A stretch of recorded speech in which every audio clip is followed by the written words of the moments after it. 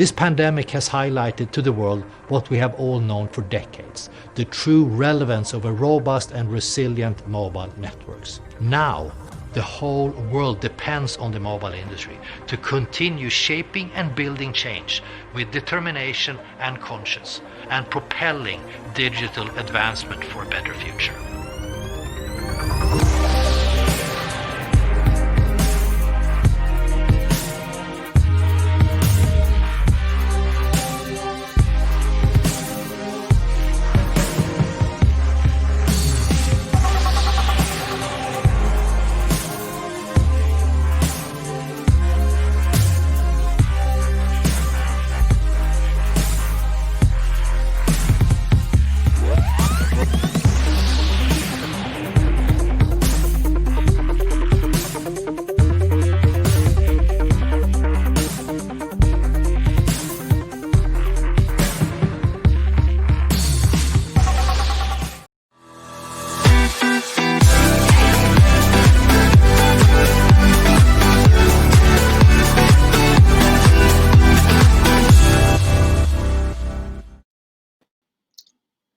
Good morning, everybody, and thanks for joining. My name is Michael Patton from Culture Group, and I'm joining you from my home office here in Singapore.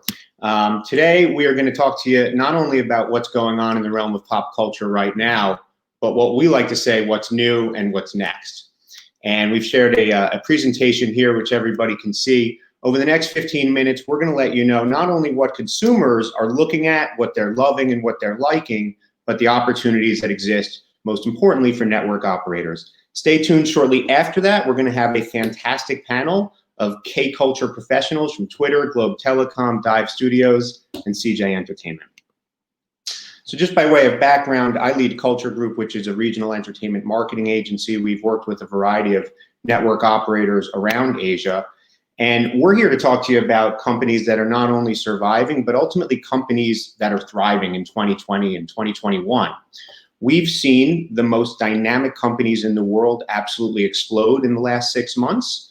As the world stayed in, we all know that the world switched on. And more importantly, we really feel we're undergoing the world's largest experiment in new habit formation. Now, for those of you who are joining from network operators, we know from the network data you're seeing, as well as what we're seeing with consumers, that they're spending, and more importantly, they're sharing in a far greater and different way than they did before. They've invested in what we like to call passion points, things that they love the most, and creating ultimately through those passion points what we call cultural moments of today. So if we look back on 2020, and anybody who has a child under the age of 20, and specifically a female, is familiar, BTS, the global K-pop mega band, had a virtual concert. Anybody who's a basketball or an NBA fan watched The Last Dance on Netflix. You were one of 6 million people who did that in 5 weeks. And the global streetwear and sneaker market, which is valued at $30 billion in the next decade, has exploded as people are looking for comfort and unique items that they can celebrate within their own home. As a network operator, we mention this to you because all of this is pop culture, and you've enabled people to not only engage in that culture, but to watch the content and form fan communities around it. The biggest explosion that we've seen this year is what we would call content consumption around culture. Take a look at this Blackpink video. Blackpink in your area.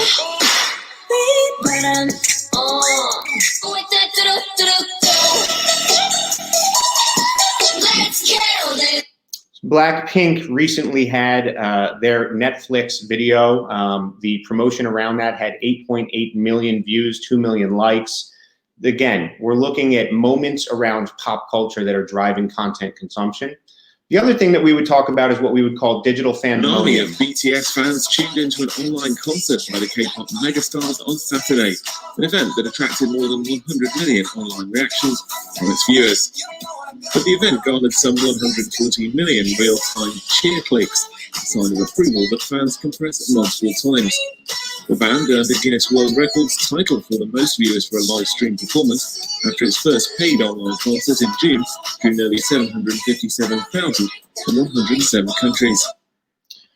BTS with 756,000 concurrent views across 107 countries. K-pop has gone global, and more importantly, they broke the Guinness World Record for most concurrent viewers and largest audience on a live stream. We're talking not only about BTS and K-pop today, but how that gets localized and how you as a network operator can partner with companies in that space. And finally, anybody who's been reading for the last year or observing data knows that esports and games are very big. Coming out of that, we're seeing a lot more immersive technology and augmented reality. Here's a great example.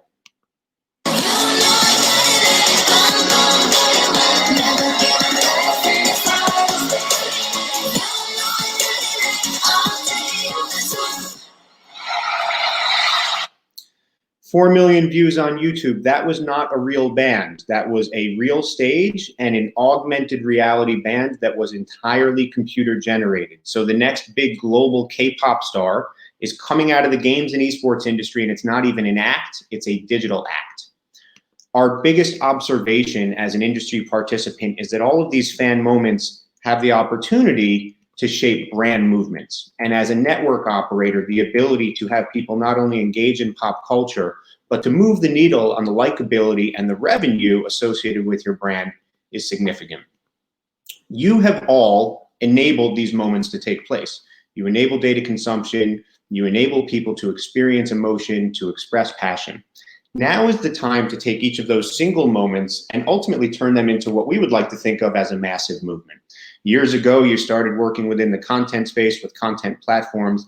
Now looking at the context of those platforms and people who are actually developing passion points, spending money, and recognizing that you can create a movement and an entire segment of your business around these passion points.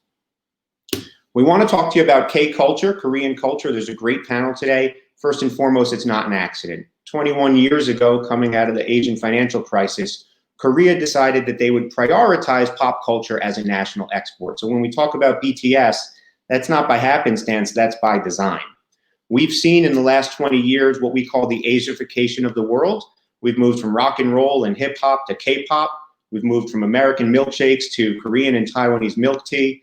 We've moved from soap operas to K-drama, and we've moved from hamburgers as an iconic food to Korean fried chicken as something that not only do people eat, but they travel for, okay? We are showing examples of how culture has led to commerce-driven moments. The Korean wave, which is called Hallyu, is ultimately massive. Globally, there's over 100 million fans and growing. It's tremendously engaging, over 6 billion tweets around K-pop alone last year. Twitter is going to be joining us in 10 minutes to talk a little bit more about that. And it's tremendously immersive. So over 1 million people went to Korea last year just to engage in Korean pop culture, the art, the food, the cosmetics, music. And it's lucrative. Not only is it delivering $12 billion to Korea's economy, but if you're a network operator, we believe that the youth segment, and specifically the female youth segment, who are K-culture fans, have significantly higher ARPU than non-fans. We know that this is a fandom that is loyal to belief. They love people who understand what they feel, and if you can be a part of what they stand for, their loyalty to you as a network operator and as a brand is ultimately going to follow.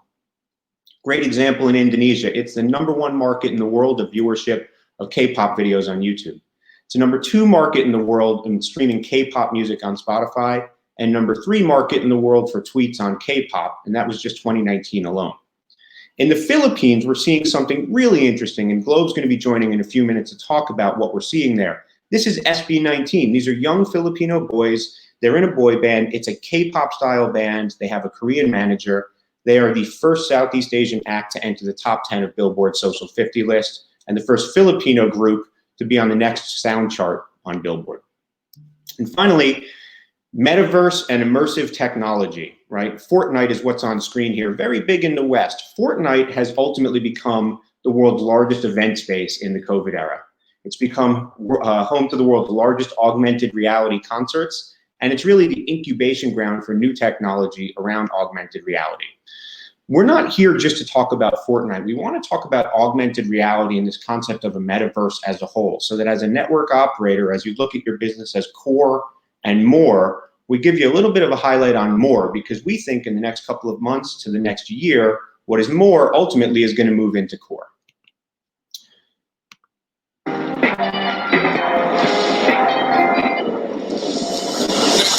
outside. Lock up the house. We keep the team on high. Some golden name.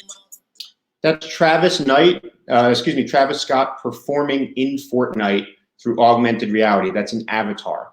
Take a look at the avatar of The Weeknd who performed within TikTok.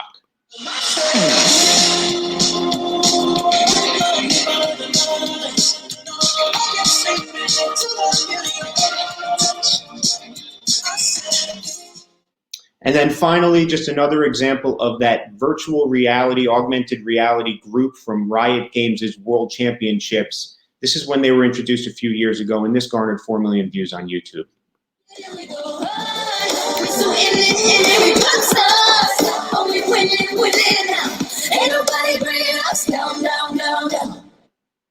All of those are examples of the metaverse, virtual world where gamers, fans, and artists collide. It matters as a network operator because this is a phygital environment. It's physical and digital, and it's where commerce is actually taking place in a digital world, and there might be revenue streams for you to keep as opposed to pass through.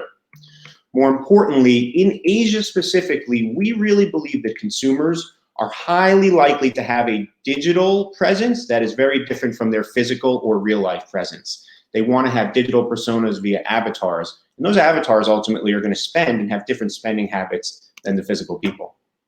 You can be at the forefront of monetization. You have the customer base, you have the marketing, and more importantly, the payment gateways. And hyper-personal, one size fits one as opposed to one size fits all, is the new expectation. So when we talk about avatars, link that back to how people want to feel special and be represented uniquely online. Opportunities for you, number one, to shape new forms of interaction. Number two, a creation of a parallel world backed by data, smart data, that you already have. And number three, longer term, there's vast opportunities for monetization via experiences, advertising, and virtual goods. And finally, before we finish, one of the companies that we're most excited about in the next 12 months is called Genies. Genies is at the forefront of creating personal avatars online. They partner with brands, entertainment properties, and retailers. And I want to give you an example of what they've been doing.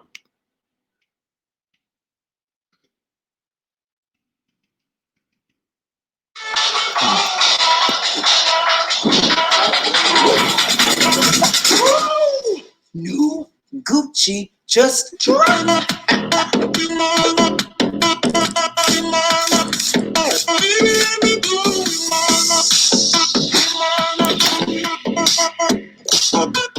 I never needed a visa.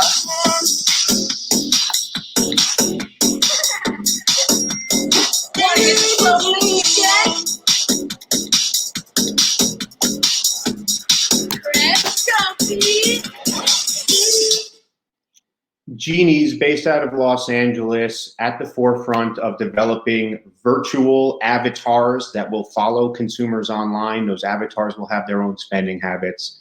Two summaries for today. Number one, Korean. Don't miss the Korean wave. It is very much the key to unlocking the female Gen Z, or as we call the FemZ, passion and profit.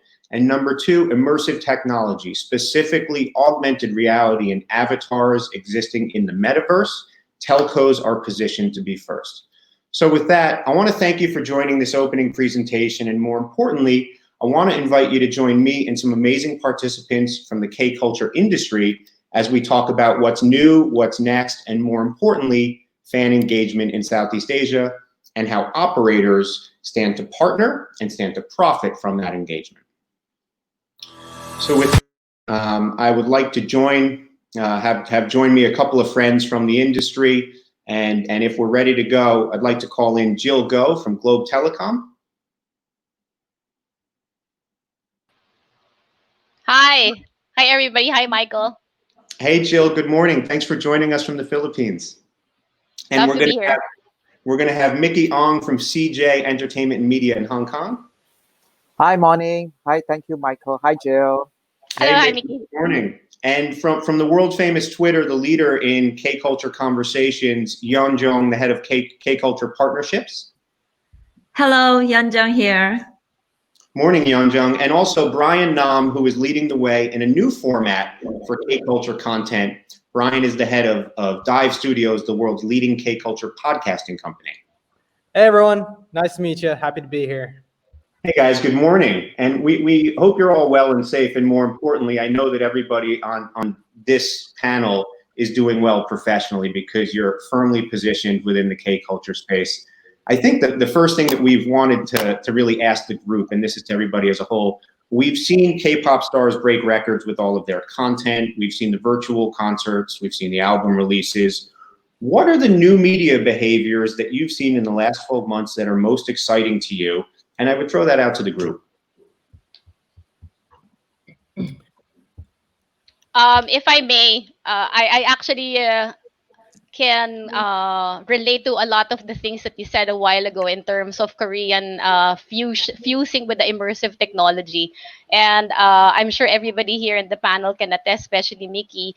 Technology has actually ushered a new kind of immersive experience for the fans, especially the K-loving fans.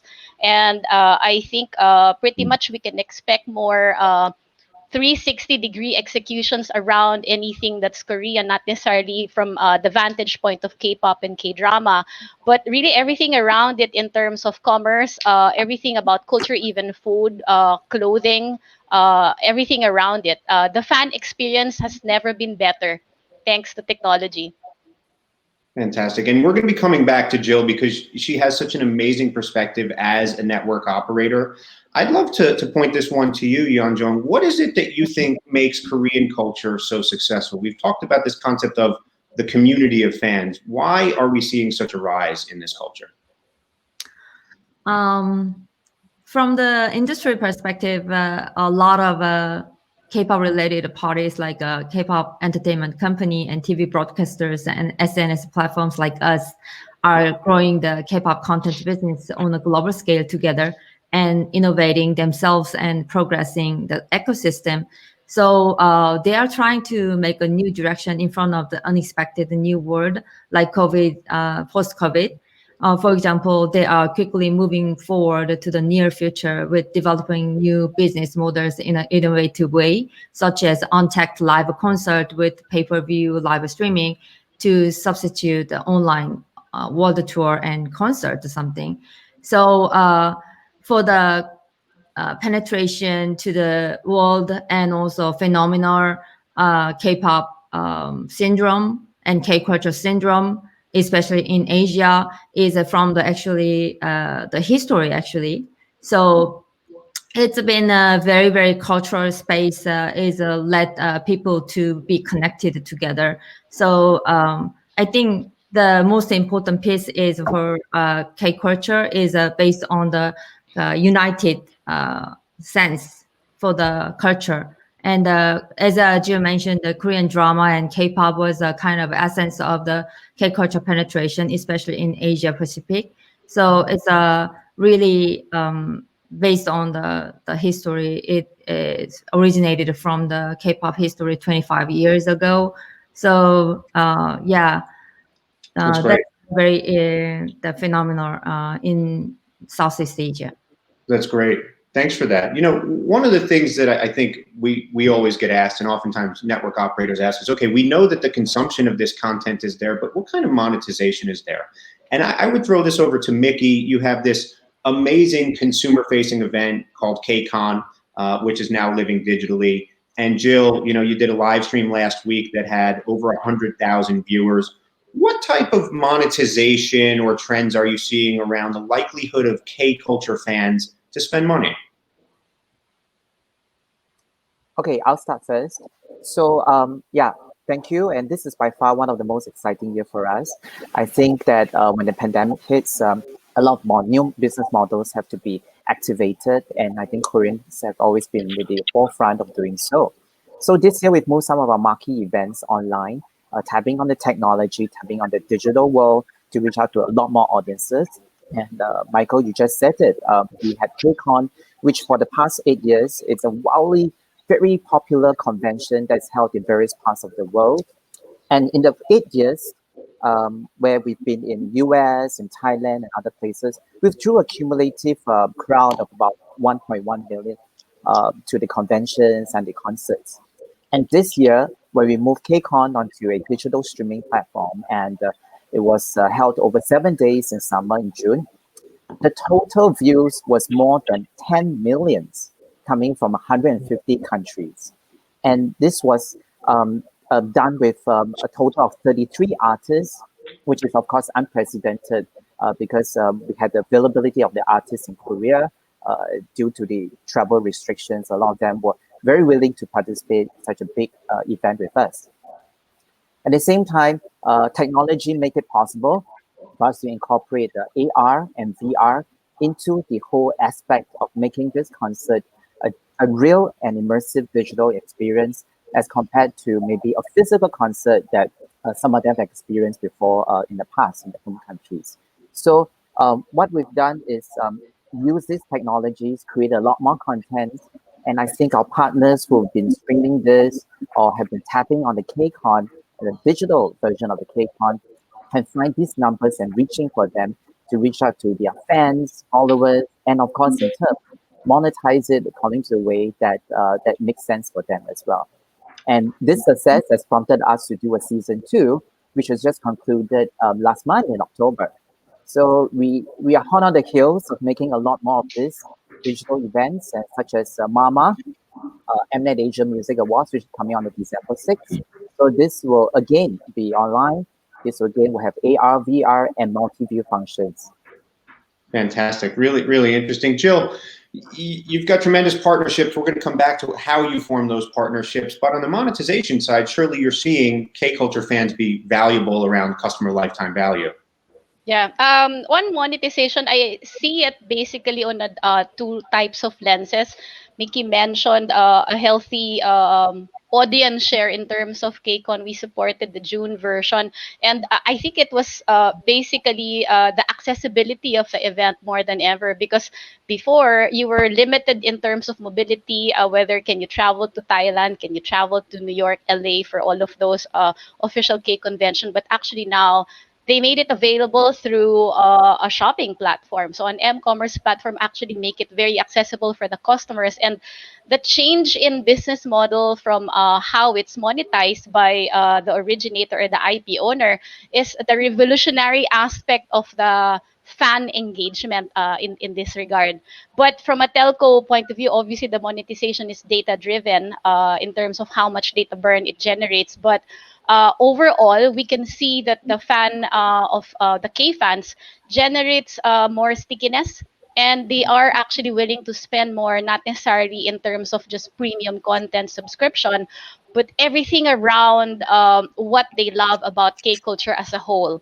Whether it's commerce, they have this very distinct loyalty in terms of their own stance. They tend to actually go for the original as opposed to just pirating and buying knockoffs. So it's a very good ecosystem that has been built around intellectual property. And if everybody's happy in the ecosystem, it actually generates more commerce, conversations, and I guess in terms of, let's say, generating more revenue around everybody in the whole value chain. Fantastic. Thanks for that, Jill. I want to switch gears and chat with Brian for a moment. You know, Brian is the founder and CEO of Dive Studios, which is an audio-first content company. Brian, tell us very quickly about your business, and then more importantly, can you talk about the multi-channel approach that you take? Because not only are you a podcasting studio with high-quality audio content, that content is distributed in video form around the world. Tell us a little bit more about what you've been doing and what you're seeing. Yeah, so Dive Studios, we're still a very young company. We started up August of 2019, and we set out with the goal of creating podcasts for the K-pop community. So before Dive, there was no podcast out there that really was tailored for the K-pop fans, and there was no podcast out there with any K-pop celebrity hosts. So we started on August. We now have up to about 10 shows now, and we do take a very interesting kind of multi-tiered approach where we obviously distribute everything on audio platforms such as Spotify, Apple Podcasts, Google Podcasts, SoundCloud, but we also record video for all of our podcasts as well and distribute it on YouTube. So we're doing both YouTube and both audio-only platforms. But what we've seen is that, a lot of our listeners, they actually switch between YouTube and audio. Some people would think that Gen Z or these younger fans and audiences would prefer video. But what we've come to see and learn is that there are certain times in the day when fans actually really prefer audio content. So there's a lot of times where you may have time to sit down on your couch and watch an actual video, but there's also a lot of time where you're multitasking. You're doing chores, you're doing homework, you're studying, whatever it is. And we see that kind of constant back and forth movement between our listeners. And for us as a business and just as a company, it's been a very exciting kind of year for us. I think, with everything that's been going on in the world, there has been a general transition over into more digital content. And we saw a really big inflection point at the start of all the lockdowns with COVID and everything going on. And in a year, we've 8x'd our monthly downloads, and we're now in the millions of monthly downloads all around just podcast content, which generally speaking, people are a little bit skeptical whether these younger audiences would actually listen to audio and non-visual content. Fascinating. So through your work, you're actually bringing a lot of first-time listeners to podcasting as a medium. Not only are they younger, and podcast audiences are often seen as older, but they're primarily female. Is that correct? Yeah, no, absolutely. So, we do these surveys every 3-4 months, and our latest one revealed that about 60% of our listeners are first-time podcast listeners. So they've never listened to a podcast before. I used to spend a lot of time personally DMing people, teaching them how to find the Apple Podcast app on their phone. A lot of people didn't even know they had it. And it's kind of grown into this movement of now we have fans that are kind of evangelizing podcasts to other K-pop fans. And the really exciting thing is the retention is extremely high. No one is really leaving. We just keep growing the existing audiences for each of our shows. Fantastic. Thanks for those insights. Yeah. Our audience here today is primarily network operators. They want to understand a little bit more about how to operate in this space, not only the cultural aptitude, but the commercial experience. And Jill, I thought it would be great to share, how did you go about the journey to engage other stakeholders internally at Globe to help them understand the consumer and, more importantly, to get them prepared for the long-term plans that you have? I think bottom line, it starts with a culture of empowerment in an organization wherein it allows us to experiment in what's not considered mainstream, right? And the healthy portion of that is we are ingrained in terms of customer centricity, and it forces us to actually take a look at what's important for the user. So this allowed us to expand our play from supporting pretty mainstream to what's not considered as off-beaten road. So basically, we take a look at, let's say, listening tools, and there's the academic portion there. So we are taking a look at trend spotting. For instance, Twitter is actually a very favorite listening tool of Globe, wherein we take a look at what's trending, what's next, etc. But there is also this very proactive process of market immersion to ensure that we are in touch with the customers daily. And this insighting process involves cross-functional stakeholders in our organization, not necessarily just from my shop, the content team and the marketing teams, but really everything around everybody involved in shaping a customer proposition. So that means visiting homes, engaging individuals in terms of one-on-one interviews, and really connecting it in terms of usage metrics, and really investigating what are their pain points if they want to embrace something around a passion area, right? So we actually even went deeper to understand the history of Hallyu that Young Jung was talking about. So ask any member of the leadership team of Globe, and they can definitely give you a very good context in terms of the history of Hallyu. And that's how the strategy was born, to really make it a very well crafted strategy to really appreciate the culture importation of K culture. And I think last but not the least is the fact that there needs to be a relationship or a crossbreed of the best partners in the region who actually share the same vision in terms of how we want to grow the market together with right business models and right market business pricing. Because typically there's a predisposition in terms of a traditional mindset of licensing, But if you take a look at, let's say, how it's evolving, if you try to take a look at what the customers are really looking for, there's an opportunity to actually change the mindset of how the monetization is made. And as you foster communities, whether it's existing or you grow new ones, right? You grow the customer loyalty, retention, you drive the usage, and eventually the mutual business value will come out for both the partner and ourselves. It's really all about the customer and what they want. That's fascinating. Mickey, we'd love to hear from you. You've worked with so many media companies and so many network operators around the region. You're out there transacting on a daily basis. What means a great partnership for you when you're talking to an operator, and how might you bring some of your experience to the audience today? Well, I think Jill made a very important point. It's the end customers that matter. So as we form partnerships with our clients and our partners, I think the most important thing is that both of us mutually achieve the goals, and that is to make the customers happy. And CJ builds itself on content creation. So listening to the market, be innovative, and make more compelling content in a way that is accessible by the customers, who then become very sticky, very loyal, and continue to inspire. I think the K culture and the K content continues to inspire our fans and our supporters globally, and that's how we think is the basis for a very successful partnership. That's great. So we're really hearing two things here. Number one is a obsessive, focus on the customer and the customer journey from Jill as an operator, and very similar feedback from Mickey relative to what they look for at CJ in a partnership. And oftentimes that stands in contrast to what a lot of operators know as business as usual, right? Which is quote, cutting a deal, licensing, and working off of a contract as opposed to a shared vision. I'd love to take a look into the future. So we know what the past has looked like for K Culture. We know it's been a great year. At Twitter and Dive Studios, you're both at the forefront of consumer engagement on a day-to-day basis on your platforms and through your content. Talk to us a little bit about what you're seeing in the next year. The BTS live stream has been fantastic. Brian's killing it with the podcast. What does the next 12 to 18 months look like in the form of short-form content? Yeah, I'm happy to go ahead.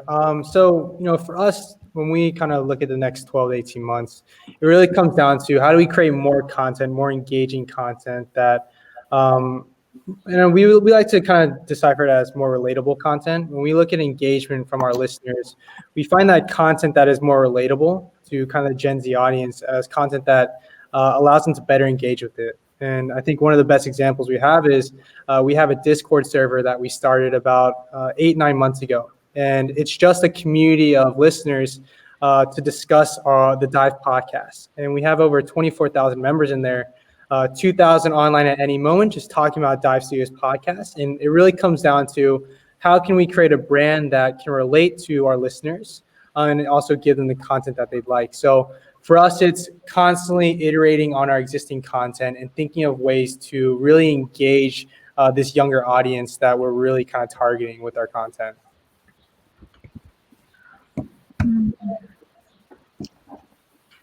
From my side, in K-pop, it's important for content to be authentic. So today, fans want to feel like they know their favorite artist. So now more content which fans can be engaging and be part of the community is more acceptable and more shareable.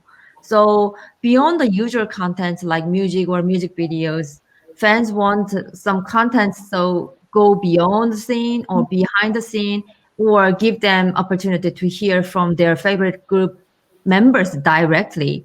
So fans also want to hear the real thought of their favorite artist and group members.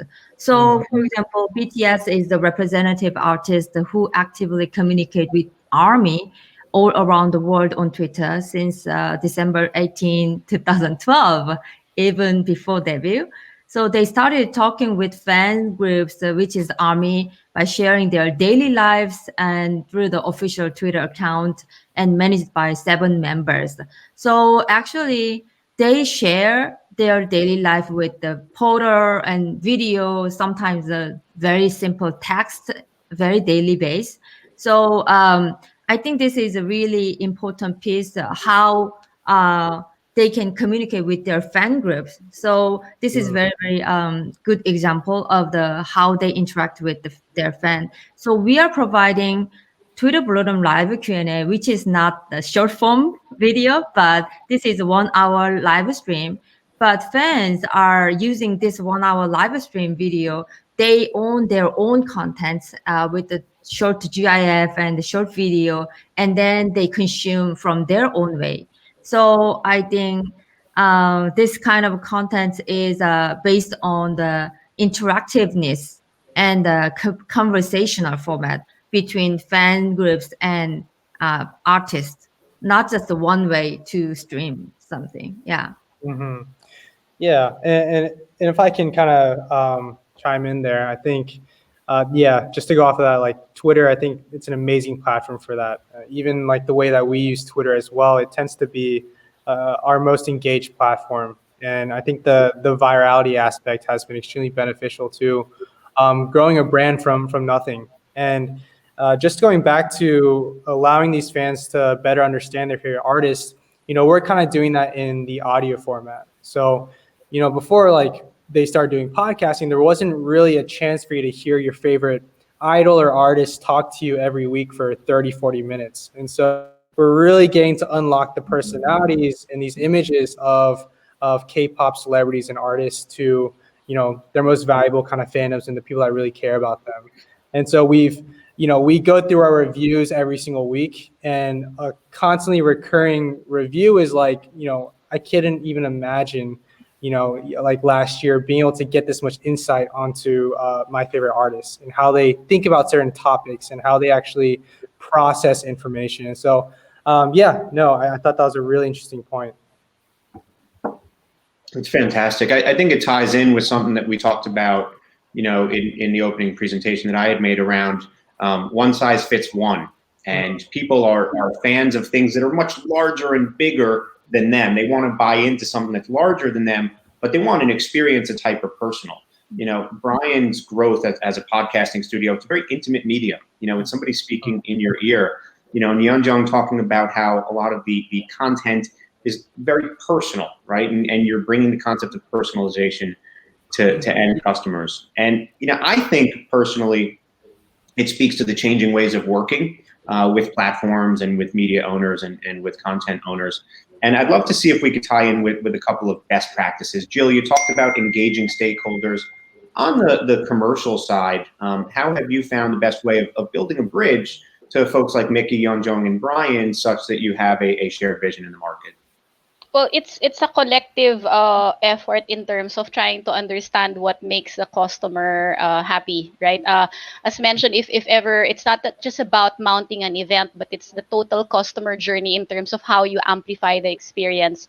So it's not just about a particular moment, but it's the moments leading to that moment, and then beyond that, what happens, because the whole community actually thrives or a quest for, let's say, interaction, especially now that they can convene in common places, right? So what Globe has done, for example, is to create a community or actually pull together existing ones to give them a platform to engage about anything they like about K culture.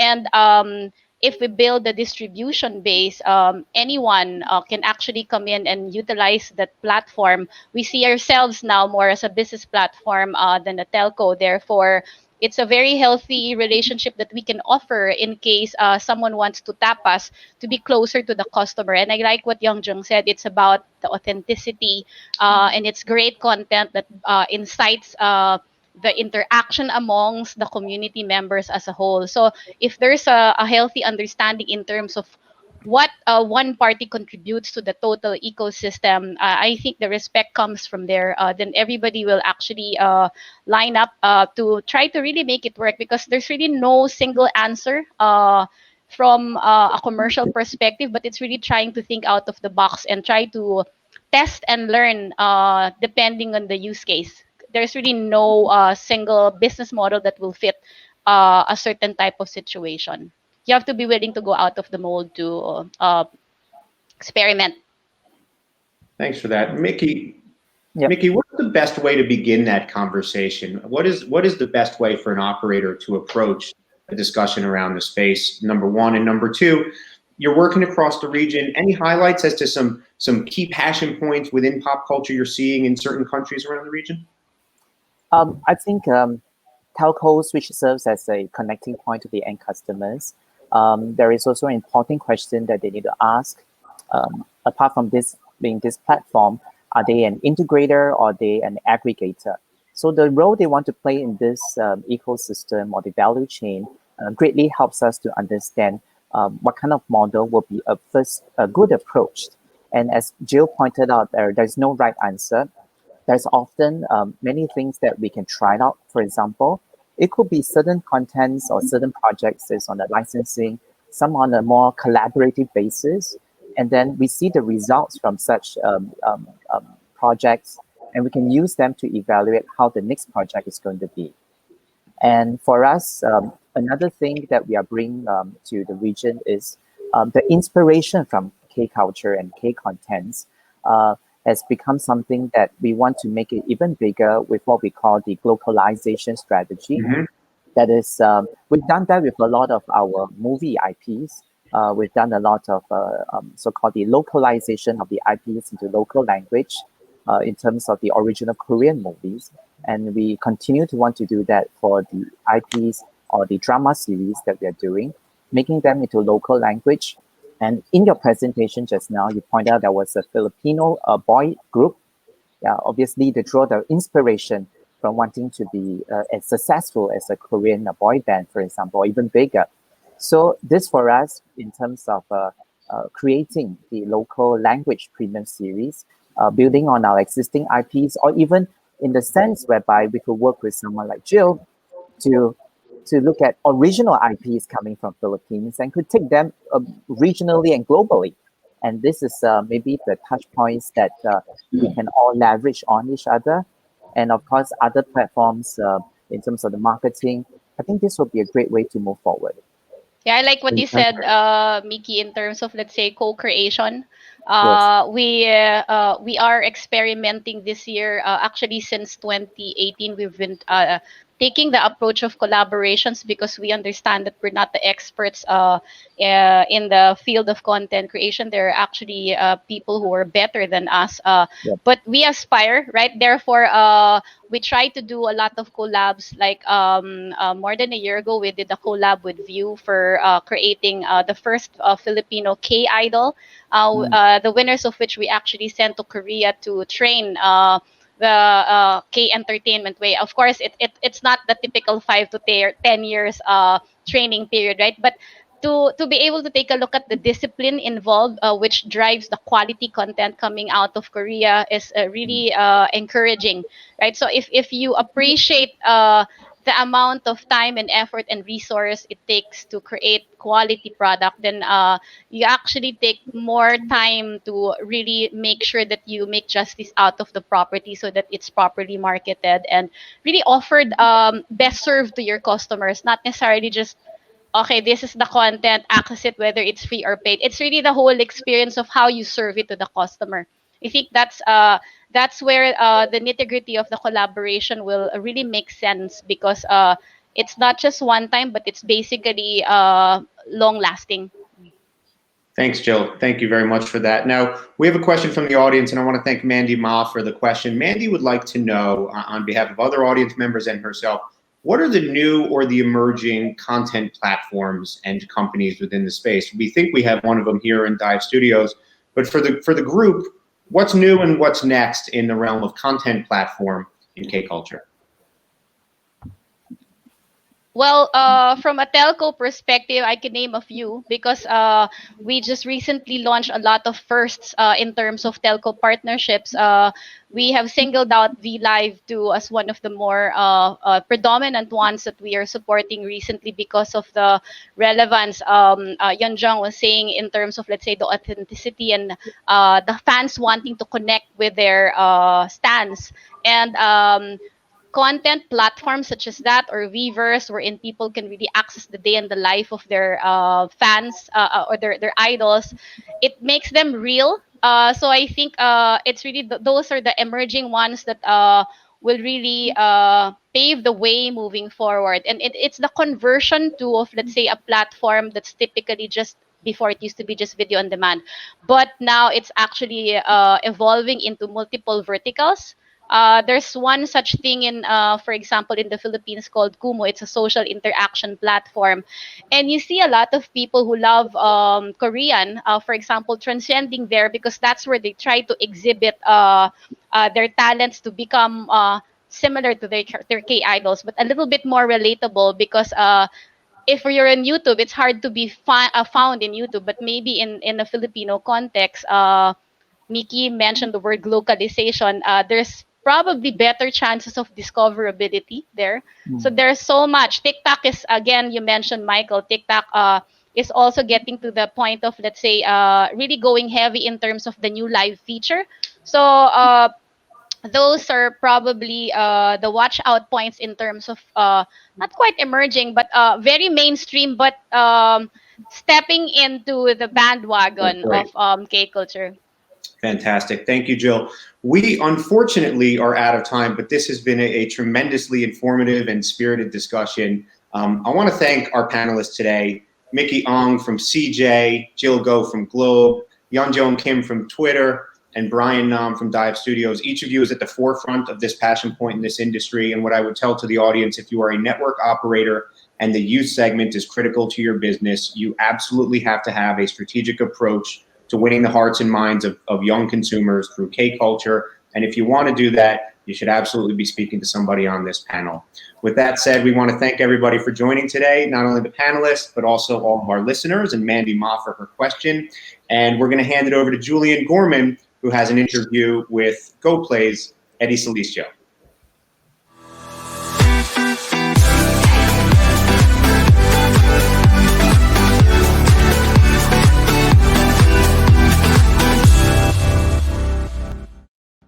Good morning and welcome to our fireside chat with Eddie Salicio, CEO of GoPlay, and our session spearheading the digital content revolution. GoPlay is really at the forefront of Indonesia's charge, leading ASEAN in developing local content and local business models for content distribution and customer engagement across the region. At the forefront of this revolution is GoPlay, which is Gojek, the well-known super app's new initiative into streaming content. So welcome, Eddie Salicio. Good morning, Eddie. How are you? Good morning, Julian. How are you? So in my introduction, I mentioned how GoPlay is Gojek's latest initiative in its super app portfolio. So with this latest edition, in addition to mobility, work and play, Gojek is really expanding its ecosystem. How do you expect it will fit into the data and the customer experience that Gojek is really leading? Yeah, I think it's very exciting times. As a super app, I think Gojek has a mission and the dream to remove daily friction. We try to have a solutions for everyday's needs for people in Indonesia and try to improve the life in Indonesia through the technology and the Southeast Asia as well. So similarly in GoPlay, I think we want to do the same thing. We want to uplift the Indonesian talented film industry, and we want to meet the consumer demand for the Indonesian good local content, particularly. And being in the Gojek ecosystem, we get a lot of unfair advantage, and especially on the data, because in the past, we've been observing that one of the biggest key issue with the content creator in Indonesia is the lack of data.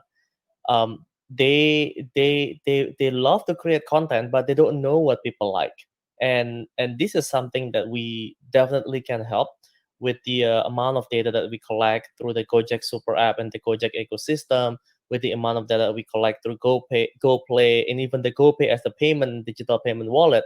It allows us to gather a very significant and a very valuable data that will be used by the content creator to actually enrich the experience, and not only that, but also producing a high quality content that what the Indonesian people want to see. Fantastic. And with the rise of more OTT streaming apps, I mean, globally, but also in Indonesia, Disney Plus, others, what is the gaps that you see that GoPlay is really going to fill? Yeah, I think in Indonesian film industry has been improved significantly. I think in the past few years, in terms of quality, the storytelling capability, the production quality, and everyone. But the market, especially in the film industry in Indonesia, is heavily underpenetrated right now. If you know, the number of population to screen ratio in Indonesia is actually very, very small. It's only at roughly 0.6 for 100,000 people, which is that's super, super small number. And of course, we are trying to focus on and trying to fill this gap. We're trying to provide the high quality local content, and we're very committed actually to provide and empower the local content creators so that they can continue do what they love to do. We provide the data point, we provide the script doctor, we provide the advice and the mentorship, we provide some help with the funding here and there. We help with the distribution to distribute the content into more eyeball in Indonesia. So I think we are focusing on a very, very a local. We go hyper local, and we want to continue become the platform of the content creator to be successful and to be sustainable and discovered in Indonesia. That's great opportunity for Indonesia. I suppose today we're going to be talking a lot about K-pop and K-pop content, other sessions and our other speakers. So I suppose that's become a real global phenomenon. Do you see, your focus on local Indonesian content as that's a future global phenomenon? Indonesian content, I content, I-pop. Yeah, I myself I'm a huge K-pop fan and K-content fans as well. So we're actually this is actually make us realize that how important the film industry is. I think with the K content or the K drama that was traveled internationally in the past decades or so, it helps to build the ecosystem of the entertainment of the creative economy in Korea. And we actually very inspired with that, and we're trying to create to replicate the phenomena of that K-pop and the K content in Indonesia. In the past, we have actually few originals that we produced that perform exceptionally well, such as a Gossip Girl Indonesia, which is a story about a young teenage Indonesia that we adopt and we get the license from Warner, but we completely redo that with the Indonesian flavor, and we put a lot of context of Indonesian ecosystem and Indonesian society so that it's more relevant to Indonesia. And and the result is amazing. People started to believe in Indonesian content. Not only believe, but they fall in love and they become very proud of Indonesian content. And in the past few months alone, during the pandemic, we also have released a bunch of a different Indonesian original show as well, from comedies like Sayo Sakato, drama like Pretty Boys, and also reality shows. We create our own version of the Kardashian, the Bukan Keluarga Biasa. So it's actually fun. And while we also know that there are certain genre, certain content that maybe it's difficult to replicate anyway, but as a GoPlay, because we want to become the home of the content creator and also the home for Indonesian people to actually watch content, we also work very closely with the CJ Entertainment to provide some of the blockbuster hit of the Korean content, so that we can satisfy and the craving of that Korean content as well. Okay, that's great. So I suppose there's also a lot of talk, a lot of hot topics around the formats, short form content, shoppable live streams, user interactive storylines. Are you integrating any of these type of formats in the GoPlay? Absolutely. I think the key here is how to empower the content creator to be discovered and how to empower the content creator to be successful. And I think what you mentioned about the format, the short form, the live and everything, is just one of the way of the content creator to distribute their content. So this is something that we at GoPlay take this very seriously, because we believe that the content creator is the key. And especially right now, during the pandemic, there's a lot of offline event got canceled, and there's a lot of even film. A lot of the studio have had to cancel their shooting and the production because of the pandemic. So this is what we think we at GoPlay can really make a huge difference by providing the technology that these people need. We provide all the features that they need to make money, to be discovered. We launched live streaming platform in around June of this year, and we have been successfully helped 100,000 of viewer who watch on our content, and also we've been helping more than 100 paid events actually that is on our platform, and we're very proud that we can still continue making impact even during this pandemic. So yeah, so live short form content, TVOD, rental, SVOD, everything that we can do to help. We're always constantly exploring and innovate around that area. Okay, fantastic. So a lot of our audience here today are mobile operators, and they're looking at how can they make, or grow in the revenue in the content space. So is GoPlay working with any mobile network operators, and how could a mobile operator best partner with GoPlay or somebody like yourself? What would you say? Yes, we do not have any mobile or network operator partner at the moment, but we are very, very open. I think for whoever are watching this show, we're very happy to actually working with any of you. I think mobile operator is quite key, especially the mobile penetration in Indonesia is very, very high.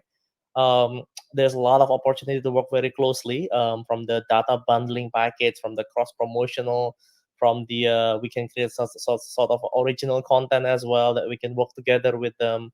And I think especially with the area that might be secluded from the fiber and everything, I think also the mobile operator is very, very key to penetrate those market as well. And the partnership will definitely benefit our ecosystem of the consumer and the content creator as well.